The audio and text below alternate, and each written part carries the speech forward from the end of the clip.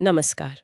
पिछली बार हमने इस पर बात की थी कि कैसे कुछ लोग वेदों के अलंकारिक शब्दों में ही उलझ जाते हैं। मतलब वो सिर्फ सांसारिक सुख और शायद स्वर्ग इन्हीं चीजों की कामना करते रहते हैं। हाँ, और उनकी बुद्धि जो है वो इन इच्छाओं की वजह से स्थिर नहीं रह पाती, भटकती रहती है। बिल्कुल। तो आज हम ये देखेंगे कि भगवान कृष्ण अर्जुन को इससे मतलब इस स्थिति से ऊपर उठने के लिए क्या रास्ता दिखाते हैं। आज का मकसद यही समझना है कि अर्जुन और कहीं ना कहीं हम सब भी कैसे इन क्षणिक इच्छाओं और प्रकृति के जो 3 गुण हैं उनसे परे जा सकते हैं। हाँ, ये एक बहुत गहरा विषय है। तो चलिए इस ज्ञान को थोड़ा और गहराई से समझते हैं। तो अध्याय 2 श्लोक 45 भगवान कृष्ण कहते हैं, त्रैगुण्य विषय वेदाः निस्त्रैगुण्यो भव अर्जुन निर्द्वंद्वो नित्य सत्वस्थो निर्योगक्षेम आत्मवान 45। इसका अगर सरल शब्दों में मतलब समझें तो ये है, हे अर्जुन, देखो वेद जो हैं वो मुख्य रूप से प्रकृति के 3 गुणों सत्व, रज, तम इनसे जुड़े हुए विषयों के बारे में ही बताते हैं ज्यादातर। तुम इन तीनों गुणों के प्रभाव से ऊपर उठो, हर्ष, शोक, सुख, दुख जैसे जो द्वंद्व हैं, जो जोड़े हैं, उनसे मुक्त हो जाओ। हमेशा उस नित्य वस्तु मतलब परमात्मा उसमें स्थित रहो और योगक्षेम यानी कुछ पाने की इच्छा और जो मिला है उसे बचाने की चिंता, उससे रहित होकर आत्मवान बनो, अपने आप में स्थित हो जाओ। और फिर अगला श्लोक 46वां, यावानर्थ उदपाने सर्वथा संप्लुतोदके तावान सर्वेषु वेदेषु ब्राह्मणस्य विजानतः 46। हाँ, ये बहुत सुंदर उपमा है।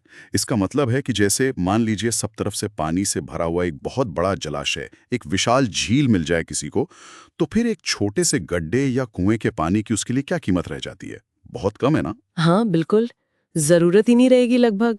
बस वैसे ही जो ज्ञानी पुरुष है, जिसने पर ब्रह्म परमात्मा को, उस परम सत्य को तत्व से जान लिया है, उसके लिए फिर वेदों में बताए गए जो छोटे मोटे फल हैं, चाहे वो सांसारिक हों या स्वर्ग के सुख हों, उनका महत्व बहुत कम रह जाता है, क्योंकि उसे तो आत्मज्ञान का वो असीम सागर मिल गया है। अच्छा, तो वापस पहले श्लोक 45 पर आते हैं। भगवान कह रहे हैं निस्त्रैगुण्य हो जाओ, मतलब तीनों गुणों से ऊपर उठो। ये तीनों गुण असल में हैं क्या और इनसे ऊपर उठने का व्यवहारिक मतलब क्या है? देखिए, ये जो 3 गुण हैं, सत्व, रज और तम, यही प्रकृति का, इस पूरे संसार का आधार हैं।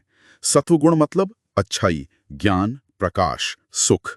रजगुण मतलब क्रिया, कामना, बेचैनी, महत्वाकांक्षा। और तम गुण मतलब अज्ञान, जड़ता, आलस्य, मोह। दुनिया की हर चीज, हर व्यक्ति, हर अनुभव कहीं ना कहीं इन तीनों के मिश्रण से ही बना है और इनसे प्रभावित होता है। हाँ, ये तो हर जगह दिखता है। बिल्कुल। तो इनसे ऊपर उठने का मतलब है कि इनके प्रभाव में बह ना जाना। इनसे उत्पन्न होने वाले जो नतीजे हैं, जैसे सुख दुख, मान अपमान, सर्दी गर्मी, लाभ हानि, ये सब द्वंद्व हैं, जोड़े हैं। निर्द्वंद होने का मतलब है कि इन जोड़ों के आने जाने से विचलित न होना, समभाव में रहना। संभाव मतलब ना ज्यादा खुश होना ना ज्यादा दुखी। हाँ, एक तरह से। लेकिन ये उदासीनता या भावनाहीनता नहीं है, ये एक गहरी आंतरिक स्थिरता है। बाहरी परिस्थितियों के थपेड़ों से अपनी शांति भंग न होने देना। ये सुनने में तो बहुत ऊंचा आदर्श लगता है, पर आज की जो भागदौड़ भरी जिंदगी है उसमें ये समभाव बनाए रखना ये तो बहुत मुश्किल लगता है। मुश्किल जरूर है, पर असंभव नहीं। यहीं पर नित्य सत्वस्था का महत्व आता है। अच्छा, नित्य सत्वस्था। इसका क्या मतलब हो? इसका मतलब है उस चीज में स्थित होना जो नित्य है, शाश्वत है, जो इन बदलते हुए गुणों और परिस्थितियों से परे है। और वो क्या है? वो है हमारा अपना वास्तविक स्वरूप, आत्मा या चेतना। जब व्यक्ति का ध्यान बाहरी चीजों से हटकर अपने इस भीतरी स्थिर शाश्वत स्वरूप पर टिकने लगता है, तो वो नित्य सत्वस्थ हो जाता है। फिर बाहरी उथल पुथल उसे उतना परेशान नहीं करती। और फिर वो शब्द है निर्योगक्षेमा आत्मवान। इसका मतलब क्या ये है कि हमें अपनी जरूरतों की, अपनी जिम्मेदारियों की, भविष्य की मतलब कोई चिंता ही नहीं करनी? नहीं नहीं, ये एक बहुत कॉमन गलतफहमी है। निर्योगक्षेम का मतलब लापरवाह होना या हाथ पर हाथ धरकर बैठ जाना बिल्कुल नहीं है। इसका गहरा मतलब है योग, यानी जो प्राप्त नहीं है उसे पाने की तीव्र इच्छा, वो छटपटाहट। हाँ, जैसे प्रमोशन पाना, नया घर खरीदना। बिल्कुल। और क्षेम मतलब जो मिल गया है उसे खोने का डर, उसे बचाए रखने की निरंतर चिंता। अच्छा, जैसे नौकरी जाने का डर या पैसा कम ना हो जाए। हाँ, तो निर्योग क्षेम होने का मतलब है इस मानसिक बोझ से, इस पाने और खोने की चिंता के चक्र से मुक्त होना। और आत्मवान का मतलब है अपने आत्म स्वरूप में स्थित होना। यह समझना कि मेरी असली पहचान, मेरी असली सुरक्षा बाहरी चीजों को इकट्ठा करने या बचाने में नहीं है, बल्कि मेरे अपने अविनाशी स्वरूप को जानने में है। जब यह समझ आ जाती है तो वो बाहरी योग क्षेम की चिंता अपने आप कम हो जाती है। ध्यान कर्म पर रहता है, फल की चिंता पर नहीं। ओह, तो ये मतलब है, ये लापरवाही नहीं, बल्कि एक तरह की आंतरिक स्वतंत्रता है, चिंता से मुक्ति। बिल्कुल, एक आंतरिक पूर्णता का भाव है। तो क्या इसी बात को वो अगले श्लोक 46 में उस बड़े जलाशय के उदाहरण से समझाया गया है? हाँ हाँ, बिल्कुल।